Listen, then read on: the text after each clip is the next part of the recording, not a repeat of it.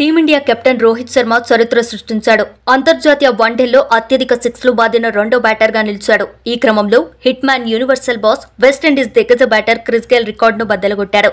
ఇంగ్లాండ్తో కటక్ వేదికగా ఆదివారం జరిగిన రెండో వన్డేలో రోహిత్ శర్మ ఈ ఫీట్ సాధించాడు. ఈ మ్యాచ్లో శతకంతో చెలరేగిన రోహిత్ శర్మ మొత్తం 7 సిక్స్లు బాదాడు. మూడో సిక్స్ అనంతరం క్రిస్ గేల్ రికార్డును అధిగమించాడు. గజ్ అట్కిన్సన్ వేసిన రెండో ఓవర్లో 6 బాదిన రోహిత్, సకీబ్ మహమ్మద్ వేసిన మరుసటి ఓవర్లో మరో 6 కొట్టాడు. మహమ్మద్ వేసిన 5 ఓవర్లో మరో 6 కొట్టి క్రిస్ గేల్ అత్యధిక సిక్స్ల రికార్డును అధిగమించాడు. క్రిస్ గేల్ 301 వన్డే మ్యాచ్లో 331 సిక్స్లు బాదగా ప్రస్తుతం రోహిత్ శర్మ 337 సిక్స్లతో కొనసాగుతున్నాడు. హిట్ మ్యాన్ 266 వన్డేల్లోనే ఈ ఫీట్ సాధించాడు. ఈ జాబితాలో పాకిస్తాన్ మాజీ క్రికెటర్ షాహిద్ అఫ్రిది అగ్రస్థానంలో ఉన్నాడు. అతను 398 మ్యాచ్ల్లో 351 సిక్స్లు కొట్టాడు. మరో 14 సిక్స్లు బాదితే హిట్ మ్యాన్ అఫ్రిదిని కూడా అధిగమించనున్నాడు.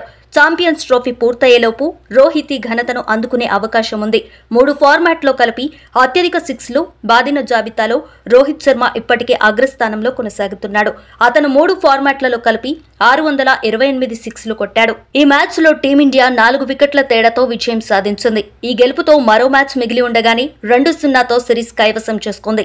ముందుగా బ్యాటింగ్ చేసిన ఇంగ్లాండ్ 49.5 ఓవర్లలో 304 పరుగులకే ఆలౌట్ అయింది. బెన్ డకెట్ 56 బంతుల్లో 10 ఫోర్లతో 65, జో రూట్ 72 బంతుల్లో 6 ఫోర్లతో 69 హాఫ్ సెంచరీలతో రాణించారు. భారత బౌలర్లలో రవీంద్ర జడేజా 3/35 3 వికెట్లు తీయగా మహమ్మద్ షమి, హర్షిత్ రాణా, హార్దిక్ పాండ్యా, వరుణ్ చక్రవర్తి తలో వికెట్ తీశారు. అనంతరం భారత్ 44.3 ఓవర్లలో 6 వికెట్లకు 308 పరుగులు చేసి గెలుపొందింది. కెప్టెన్ రోహిత్ శర్మ 90 బంతుల్లో 12 ఫోర్లు 7 సిక్స్లతో 119 శతక్ కొట్టగా శుభ్మన్ గిల్ 52 బంతుల్లో 9 ఫోర్లు 6తో 60 హాఫ్ సెంచరీతో రాణించాడు. ఇంగ్లాండ్ బౌలర్లలో జెమీ ఓవర్టన్ 2/27 2 వికెట్లు తీయగా ఆదిల్ రషీద్, లియామ్ లివింగ్స్టోన్ తలో వికెట్ తీశారు.